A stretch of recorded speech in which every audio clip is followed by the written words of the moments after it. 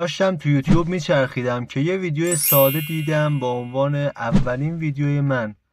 همون لحظه با خودم گفتم چرا من همچین چیزی نداشته باشم؟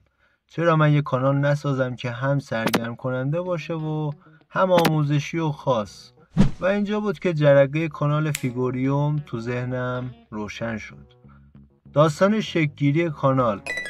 چند وقت دنبال یه موضوع خوب گشتم، خیلی ایده به ذهنم رسید و آخرش یه چیز توجه منو جلب کرد: استیک فیگور.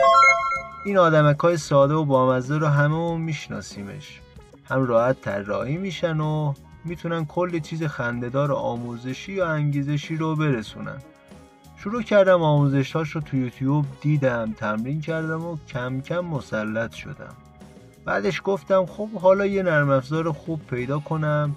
رسیدم به کنوا، ولی وقتی دیدم اشتراک ماهیانش 2 میلیون تومنه گفتم اوه، این برای منی که موجودی کارتم کمه اصلا امکان پذیر نبود. حالا یه اتفاق جالب، در روز تو سایت های مختلف گشتم تا اینکه توی توراب یه سایت دیدم که اشتراک کنوا رو فقط 1000 تومن میفروخت. درست شنیدی، 1000 تومن. اولش گفتم این حتما یه کلاهبرداریه یا شاید یه شوخیه، ولی چند روز بعد یه پیام برام اومد: اشتراک شما با موفقیت فعال شد. رفتم توی کنوا و دیدم واقعا یه ماه اشتراکم باز شده. بعدش تحقیق کردم و دیدم داستان از چه قراره. فهمیدم اینا اشتراکای مدرسه‌ای هستن که تو ایران بعضی از افراد ثابت میکنن به کنوا که مثلا مدرسه دارن و مدارکشو واسه کنوا میفرستن و ثابت میکنن که آره یه مدرسه هست به این اسم با این مشخصات، و کنوا هم به اینا اشتراک مدرسه‌ای میده و اینا هم با قیمت‌های خیلی پایین به مردم میفروشن. برای منی که دستم خالی بود این شد یه فرصت فوق‌العاده و همون چیزی بود که لازمش داشتم تا یوتیوب شروع کنم. و الانم با یه گوشی تو دستم دسترسی کامل دارم به ابزارهای کنوا. میتونم استیک فیگور طراحی کنم، ویدیو بسازم و با شما به اشتراک بذارم. و اینجا دقیقاً جاییه که کانال فیگوریوم شروع شد.